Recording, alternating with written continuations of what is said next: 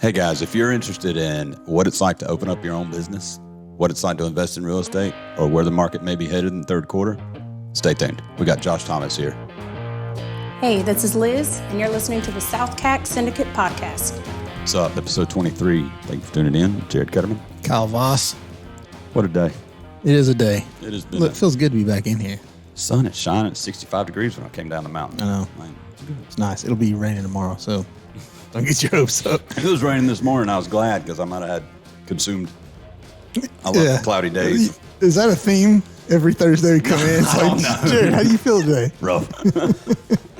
No, because we did it on Tuesdays.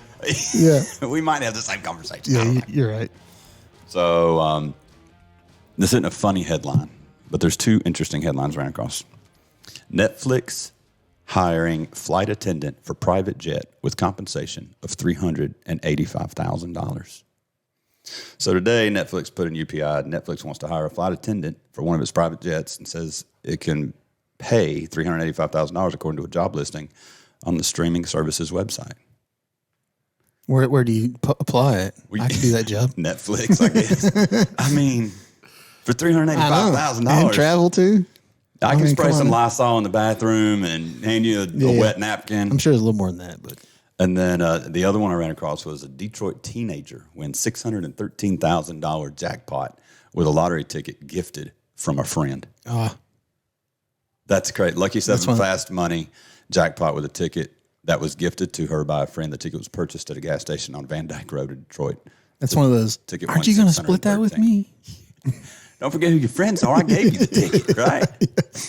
What would you do with $613,000 lottery ticket? I'd cash it in. Well, would you take the long payout or would you take the one time, pay the taxes, I'd take and the roll? one time. I don't think you can take a long payout on just like a scratch off. I think it's based on amount, right?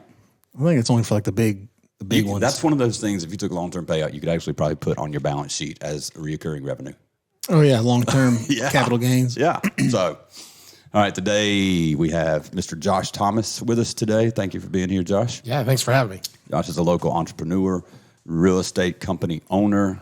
He's a lot like us. He's got his hands in a little bit of everything. He does. He truly does. And a lot of cool projects this very recently. So we're going to talk retail. We're going to talk commercial. We're going to talk real estate. So welcome. Yeah, thanks for having me. Little backstory.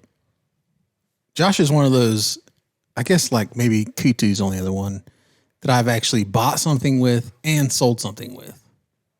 Right? Yeah. The same property? No.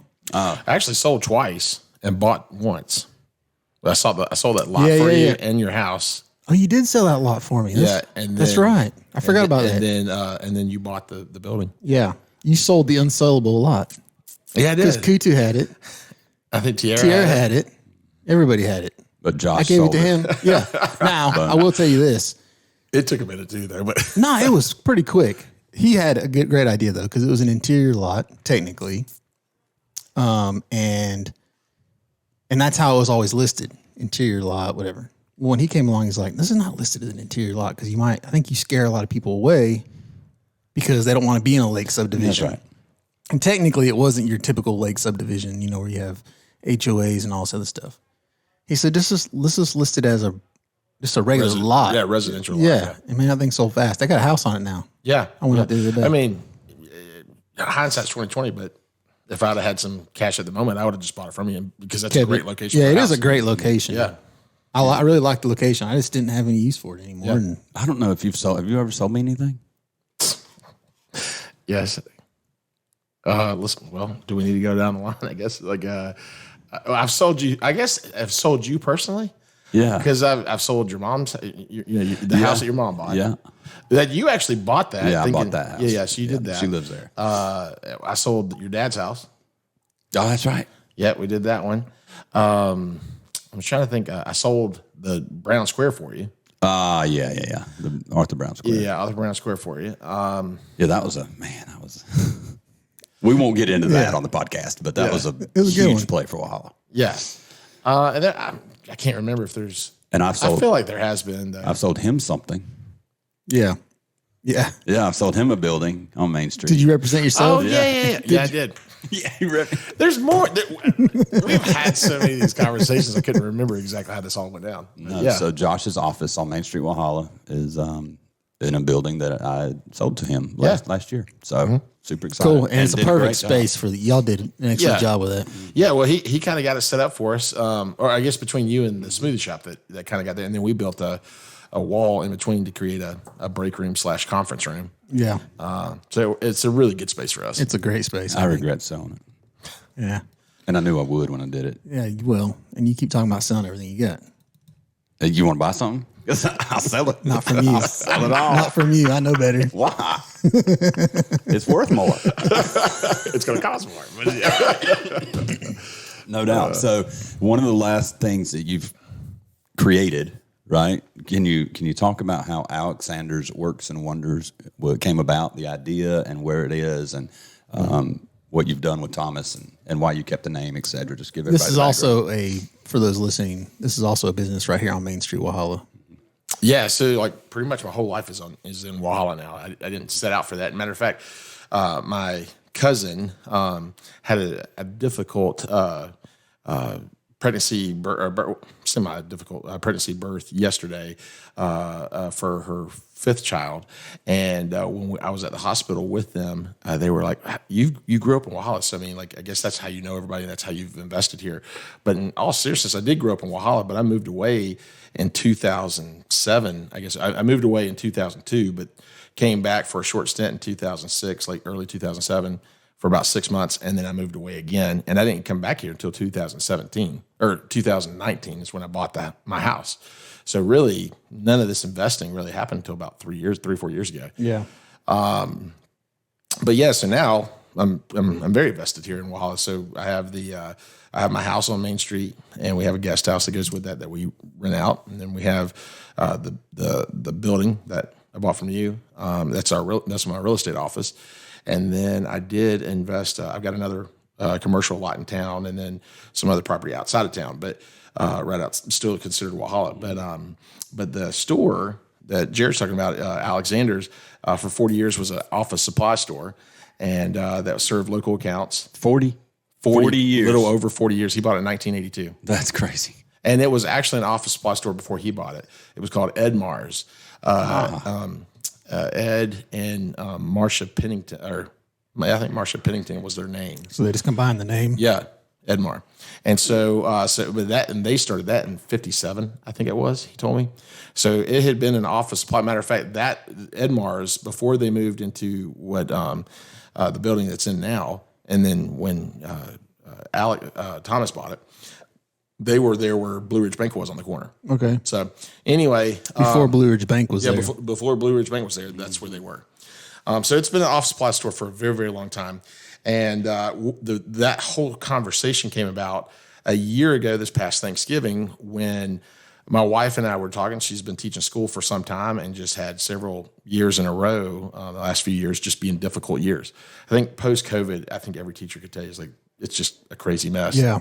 To try to have to put up with. So anyway, I was thinking she was just going to quit, and she's not a quitter, so she wouldn't have quit mid-year. But I was preparing for something for her to do because our kids are elementary school age. So now it's kind of, I think she would be kind of bored if she stayed at home. So just trying to figure out something that she could do. So I called Thomas and just said, hey, when the day comes that you want to retire or whatever, are you going to sell your store, or are you going to pass on to one of your kids or grandkids, or are you just going to close it up? And so he was like, I hadn't thought much about it, but we've started having the conversations about retiring. So why don't we start meeting up in January? So this time last year, we started a monthly conversation. And by May, we had decided that we would move forward with purchasing the business. But that also, at that point, was when my wife was like, I think I'm just going to this is my calling. I'm going to keep teaching school. So I had already committed to the Alexanders that I was going to buy their business, and so I was kind of stuck with the business. So I want to be a man of my word. So I got this business, and was trying to figure it out. Now, most people from a retail perspective thought it had closed years ago. The inventory was just falling over. In the retail space, that had become their inventory closet, and in the back was where they kept boxes full of furniture that needed to be put together because they had just been serving. It had grown to the point of just serving commercial accounts, the local municipalities, things like that. And so that's what I thought I was buying when I purchased that. Long story short, those accounts in today's time, it's really hard to make money in office supply. And 3 days before I bought it, they had told me that their supplier was changing the way they do things. And so, I mean, I think on office supply by itself, your margin's anywhere between around 30, 35%. And it was going to eat up 26% if you didn't buy $20,000 worth of inventory every month. You have to store it. Yeah, so they were moving to more serving major commercial accounts, and not the mom and pop stores. Right. So anyway, and that's why in Oconee County there's only two, us and Holcomb doesn't really do retail, and they're in the same boat trying to. They're figure just it all out. service and accounts. Yeah. Yep. Just like Alexander's has been. But again, I don't know what her strategy is and stuff, but I know they're in the same boat. So for us, since I had this business and I'd already paid for it, I was figure like, it out. we're gonna make this work. I'm not just gonna sink the ship and lose all that money. So we just, I was thinking Alexander's has a good name in our community. That's right. And the roots of the store has been an office supply, and but yet we're geographically located in a beautiful area where you can explore, hiking trails and waterfalls and lakes and all kinds of cool stuff like that. So I was like, what if we did some sort of venture portion to it? And Wander just kind of made sense. I didn't realize that it was just until like 2 weeks ago that someone told me that Wander is German for hiking, which I should have bought a lotto ticket that day you're talking about because that really worked out in my favor. But anyway, so we have Alexander's Work and Wonder. That's the name of it. And we are moving in the direction of being a day hiking type store. Yeah. We're not going to be an outfitter for serious camping or it'd be cool too. And I didn't really think about this when we were talking about it earlier, but you could almost cater to those that work remotely. So the Work and Wander, like with Airbnbs, you come in, you can work remotely, or if we have commercial printing services. Yeah. I mean, not even just that, like. So you're getting out of the office, pencils, paper altogether. Or just change the way you think about office. Like if you think about office in a Sprinter van up on a river, That's right. and he sells all the stuff to work out of it, then That's right. That's the kind of stuff we're going to do. So, Gotcha. So with the office supply, we're not going to get at it completely, but we're also not going to be looking up things like, hey, can you order this for me? No, because I don't have a discount for it. Yeah. You can, if I can look it up, you could look it up too. That's the kind of sources that I have. However, we do want to keep on stock from a convenience standpoint, legal pads, sticky notes, scissors, paper, pencils, pens, and then get into, we've already got this now, but some nice journals and planners and specialty pens, fountain pens, stuff like that. So that kind of office supply, work supply, I might call it, would be what we'd be carrying. And some of the best coffee in town, I understand. Yeah, so that surprised me. We just tried to get some foot traffic in because people knew us, one, as an office supply store, and two, because they didn't really serve retail as much. Nobody really knew us. Only the municipalities. That's knows. right. You know what I'm saying? Yeah. So in order to get some revenue going and some foot traffic, we started serving coffee. Annie, my manager, I sold her and her husband a house about 6 years ago, and he's my right hand man for all kinds of residential fix up type stuff, repair stuff, and just they actually go to church with us too. Asked her, she was working at another coffee shop just down the street. Right. And when they closed, she was out. And so I just asked her if she wanted to be our manager, and it just worked out perfectly. Well, she has this passion for coffee, and I was like, let's go ahead and do that and see how that rolls. Well, she has a following. I mean, just a following of her own anyway. Yeah. And I didn't realize this till she was telling a customer this. She actually was raised on a coffee farm. Picking coffee. You didn't know this? I didn't know that. Yeah, picking coffee beans from a young age, like 5 or 6 years old. So she can like look at the bean and be going, oh yeah, that's a Arabica. Yeah, she was bred a barista. A Arabica. I said rabbit Or a turd. rabbit turd. It could be either or. They look about the She same. can differentiate. Starbucks guys don't know how to differentiate, but like she can differentiate. No rabbit turds in my coffee, Oh please. my gosh, that's so good. Cocoa Puffs. But anyway, so yeah. So she has that following, and it's just really blossomed for them. Matter of fact, so far this month, we're like 2 weeks into it, but coffee's been over 60% of our business. That's insane. So now, is there space for them to come in, get a coffee, and sit down, get on their laptop? Yeah. Well, so here's the deal. We created a coffee shop in the back. It really took off. So we did create a coffee shop, and we created a sitting area for you to chill. And I put a table in there for you to work if you want to. However, we don't want to be the coffee shop that you literally just park and work all day and use us as your office. We'd rather you come and have conversation and look at what we got and then move on to whatever you're doing. Gotcha. So we're not really looking to be like a Wi-Fi cafe kind of a thing. You're I wouldn't even call it an outdoor store. You're a Works and Wonder store that happens to serve coffee. That happens to be right now your largest percentage of business. Well, if you take some outdoor stores, like for example, Outdoor 76 in Clayton. Love that guy. Absolutely. Love that store. Absolutely. Yeah. Kyle is his name. Yeah. I think their flagship store is in Frankfort, North Carolina. But nonetheless, them just like Elkmont, they have these tap rooms. That's right. And I mean, gosh, there's some great tap rooms here in Walhalla. I think we could use a couple extra coffee shops. Yeah, I agree. I agree. So when I did open up 28 West, I didn't think tap room. Mm-hmm. When we started in the back, I was like, this is going to work out great because we'll have a tap room in the back. We can go through this door, shop, come check out at either register, and have two businesses in here. Either SLED or ATF, they looked at it differently. Yeah. If I were to start a tap room in an outdoor store, I have to do it simultaneously, and it has to be the same name. What I couldn't do is have a tap room and an outdoor store with a door in between, with two retails and a door in between. Yeah, and I'm just like, well, I'll just shut it, and then if somebody wants to go shopping, they don't have to walk all the way around town and come to the front on the main street. And they're like, no. It's like, great. I'll put in a bookshelf where you pull, this book, cool, and it'll turn. The thing that's crazy about that to me is they'd be okay with the two being together as long as you started them at the same time. So it's not like a drinking issue. That's right. That's exactly right. But he said, I've seen it all, and if you put any kind of hideaway door, I'll shut you down. And so we don't want to, there's certain people I'll test my limits with. ATF is not going to be one of those people. You know what I mean? Yeah. But somebody figured it out, like you said, like 76 and the original Wonder. Yeah. It was a great idea, and I like that. We don't need it. We need more tap rooms. We need more coffee shops. We need more restaurants. We need more everything. Yeah, 100%. But you're doing something that hadn't been done before. Like we've done an outdoor store. There's a coffee shop. There's some place to get trinkets and shirts. But you're doing it all and putting it in one roof. Yeah, that's super cool. Yeah, well, one of the things that we hadn't talked about just yet is that's being unveiled. I was working with a designer today. Is a lot of folks have asked for local things. They wanted to buy like postcards, whatever the case may be, that has Walhalla on it, or has even more detailed, like a natural attraction. Yellow Branch Mountain, somewhere in Mountain Rest, Stuff House, whatever the case is. That's right.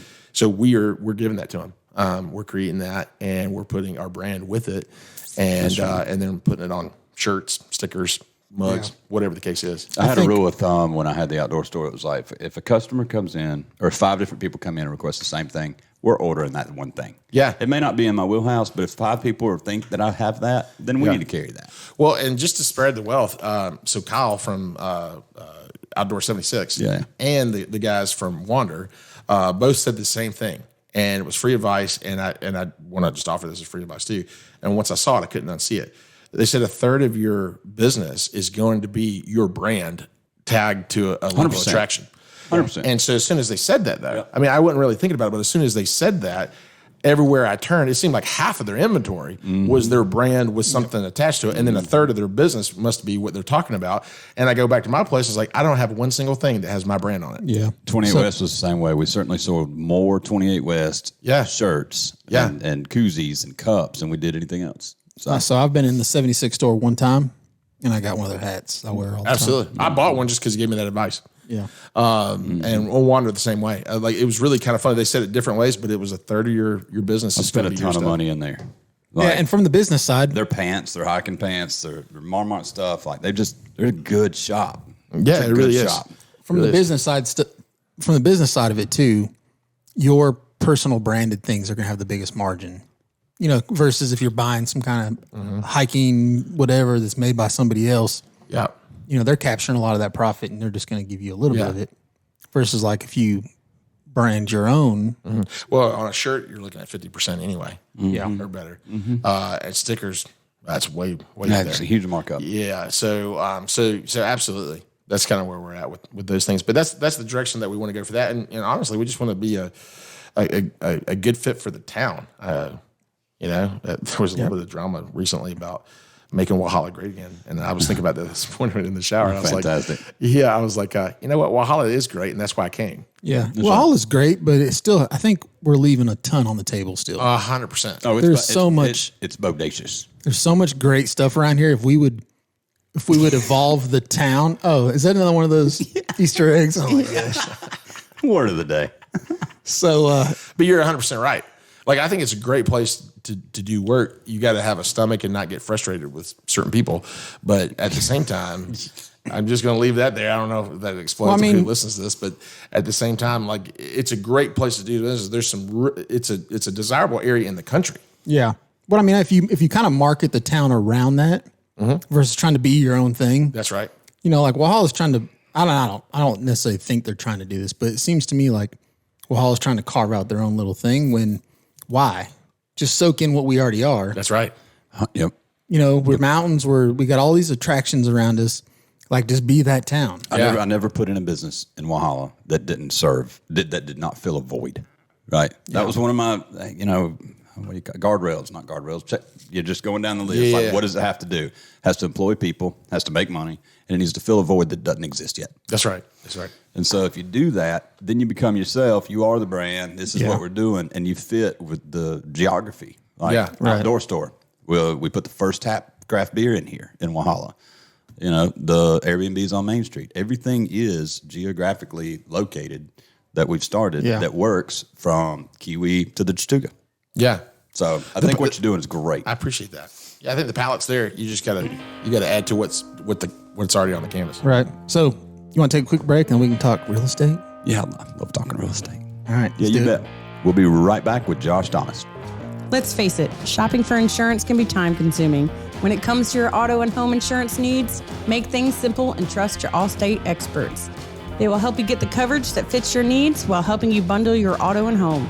Bundling saves money, sure, but it also saves you time. So you can enjoy the things that matter most even more. Contact Clemson Allstate agent Shane Smith at 864-654-1047 today for a free personalized insurance proposal. Allstate, are you in good hands? And we're back with Josh Thomas. Yeah, man. Thanks for having us. It's good stuff. Having me. Check him out. You can go see Josh at any of his 3 or 4 addresses he owns on Main Street. Yeah. And Where can they find you at, Josh? introduce yourself. I think the either one, the real estate office is Keller Williams Town and Country, and that's 220 East Main, Walhalla. And then you could also check out 118 East Main is the Alexander's Work and Wonder. Perfect. Awesome. Quick story. So how me and Josh kind of got hooked up as far as, I knew several real estate agents when I came time to sell my house. I didn't need another one. That's right. But I was at the house one day and he come knocking at the door. Like a cold call, or y'all knew each other? No. Straight up knocking doors. That is hustle. And he said, yes. And he said, hey, and he introduced himself and whatever. And he's like, I'm in the neighborhood. I'm whatever. That's crazy. He's like, if you ever think about selling your house, let me know. And I was like, it's funny you say that because I'm actually building a house right now and we're going to be ready to sell soon. And he was like, well, we need to talk. I said, well, just come back and see me. Sure enough, I don't know, 2 months, a month, whatever. Here he comes. And I told Heather when he came by, I was like, I think I'm going to give it to him. I said, he's working hard. He's out here. Why wouldn't you? It's 95 degrees outside. He's sweating. That's cool. Knocking doors. And so he come back. I said, it's yours, brother. Let's do it. So what'd you make off a cold door knock?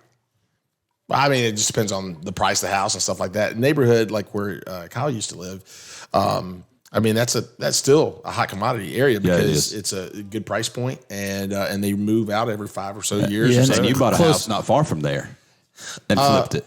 Oh yeah. It's close to everything. Yeah, it is very much. That just goes to show if you hustle. That's right. If you're willing to cold call and you're willing to cold knock, then you'll win. So I don't want to like derail the conversation, but talking about hustle and cold call. Sure.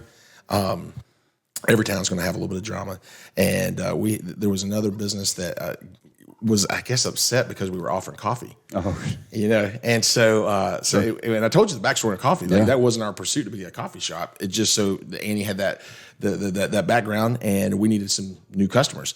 And then I had no clue that's what that would be driving the force, for a little while. Well, anyway, just because I wanted to continue to increase this, I'm trying to fan the flame. We thought outside the box, and we said, you know what?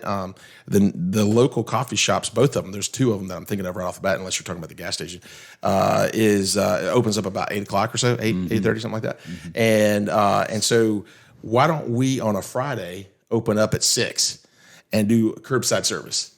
And so to save on a runner, I knew like that block where Alexander's has 14 parking spots out there.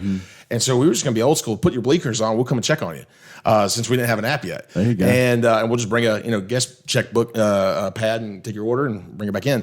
But I was a little bit nervous, like, well, that's a block. And so if everybody like joined up at the same time, I was like, did you do this all morning? You looking out the window? Well, no. It gets better. Okay. So what happened was I was like, how about we do this? I'm going to get a runner. So we got Annie. She just stays over in the coffee area, which is in the back of the store. Linda came in that morning, so she's gonna run the register, and then I'll have a runner. As soon as somebody comes in, they can do that. I'm gonna stand out here on the corner. I made my own little arrow sign. And I'm pointing like you one of those coffee guys. Yeah. So I kept the store open so you could come in and shop, so we could eliminate having to have multiple runners. You bet. And then it actually worked in our favor, where very few people actually.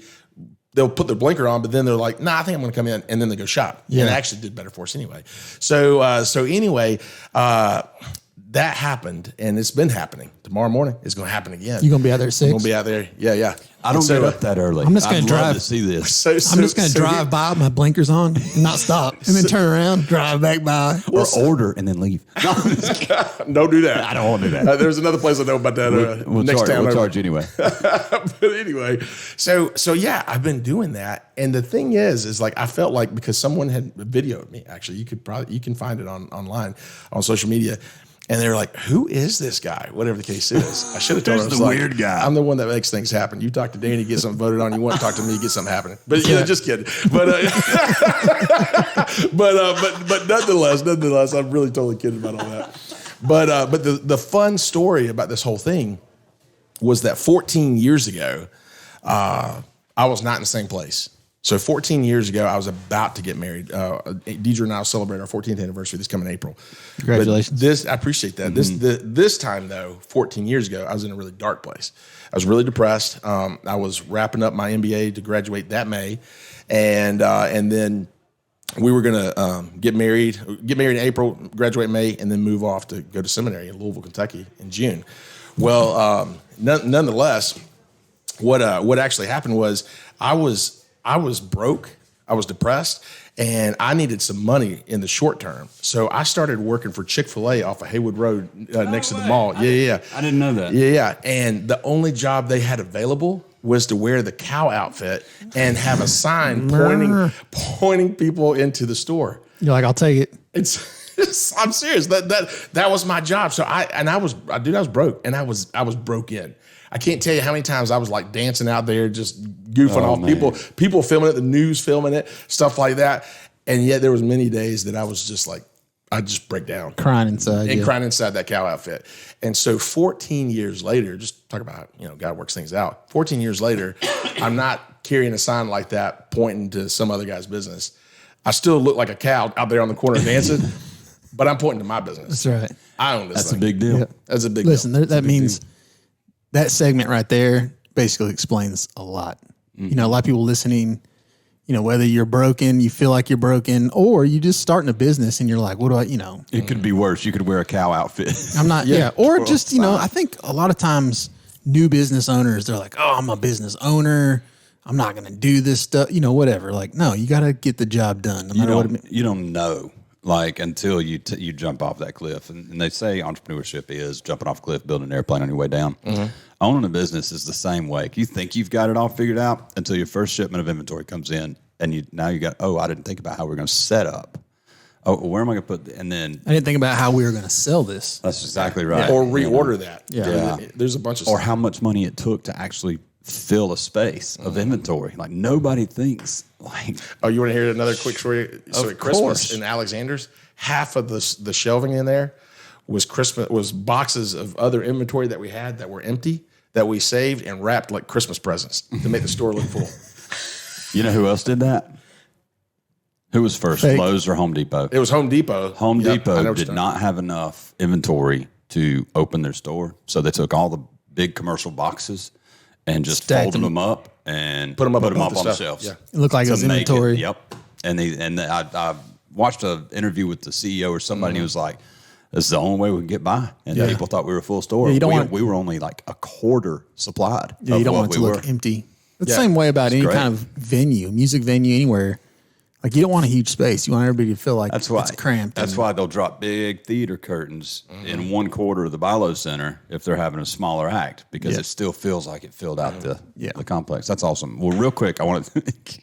It happened again. Right, we come in wanting to talk real estate, and then we just go off over here. So we're used to it. I do want to pick your brain on real estate. There's a few questions. And 2023 is certainly a new year. Interest rates are over 6% still.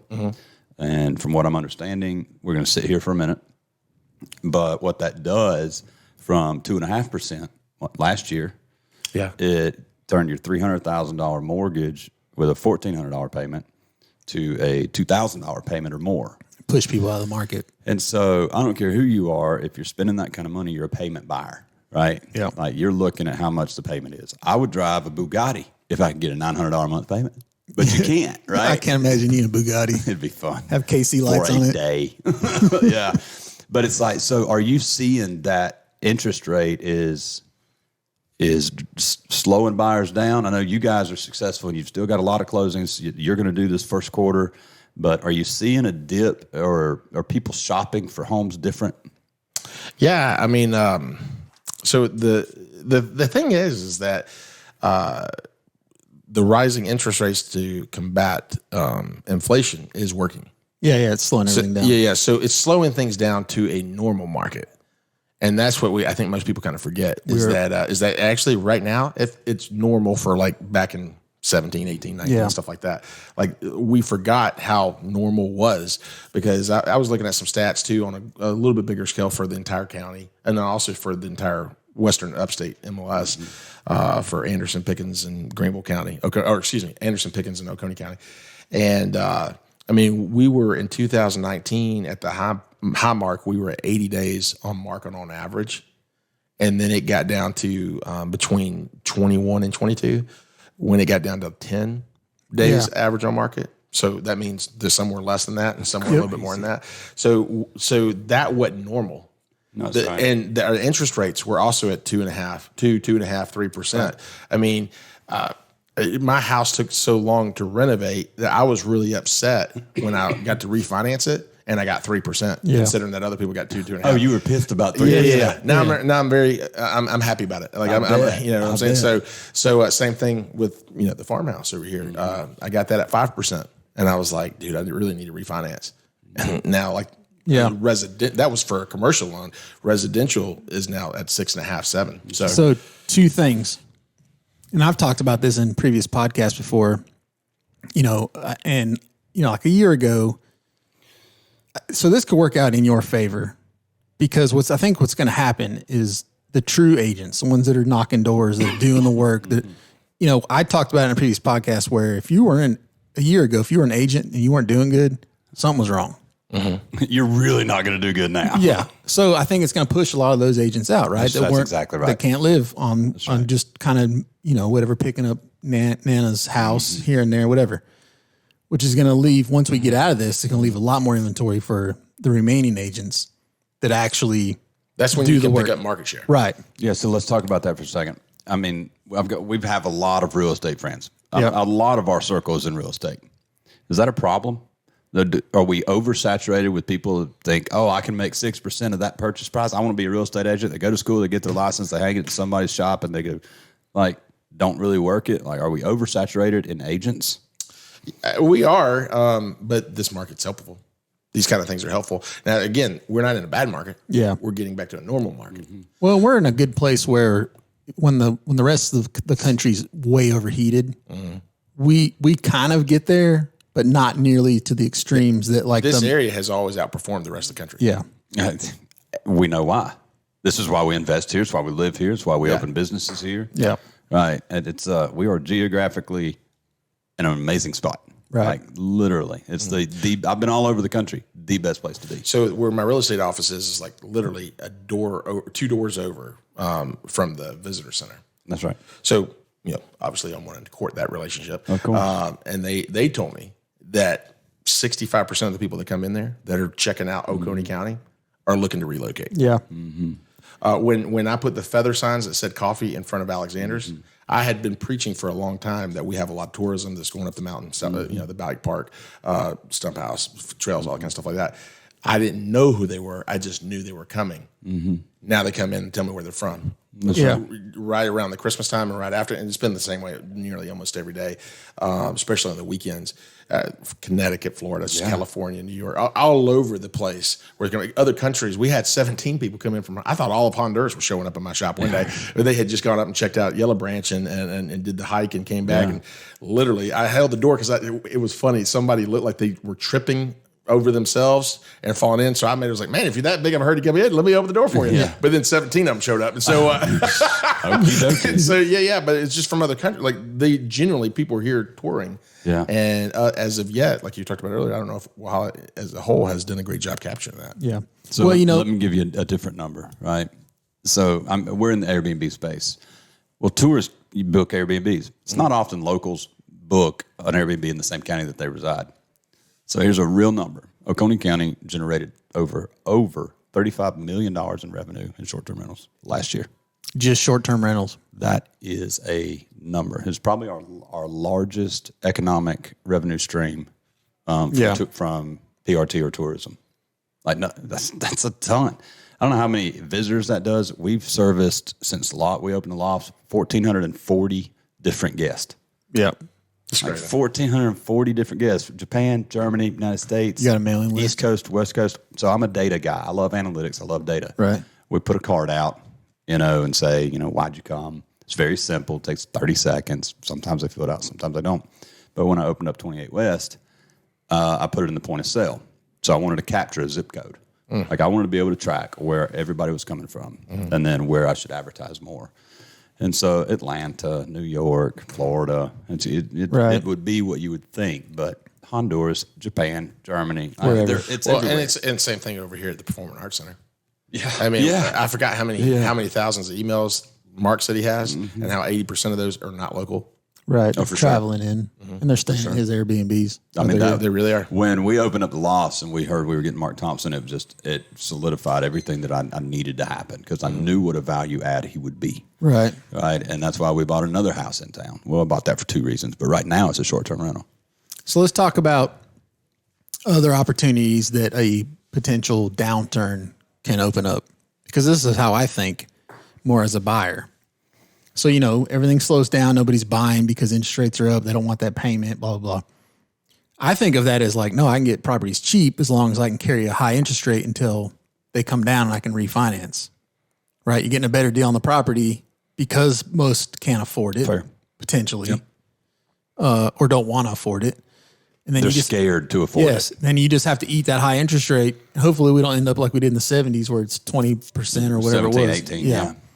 And then you just kind of wait it out. Hopefully in a year or two, you can refinance at a 4 and then maybe again. So some of our friends in the finance industry are predicting third quarter we're going to see dropping below 6. Yeah. Well, I think they overdid it.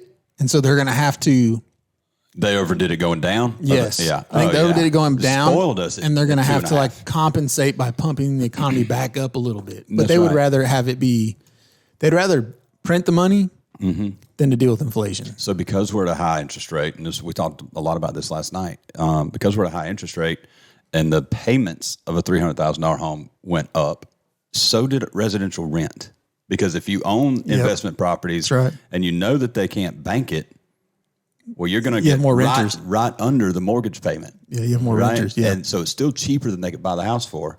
And there's nothing. I mean, that's just the way it works. Well, and again, it all depends on what hat you're wearing. If you're wearing an investment hat, like you just talked about, if you're wearing a real estate agent's hat and they're trying to sell something, it's like, if you're going to pay that in rent, why not pay a little bit more and then refinance? I mean, it's all about how you spend it, right? Yep. And there's never been a bad market for a hustler.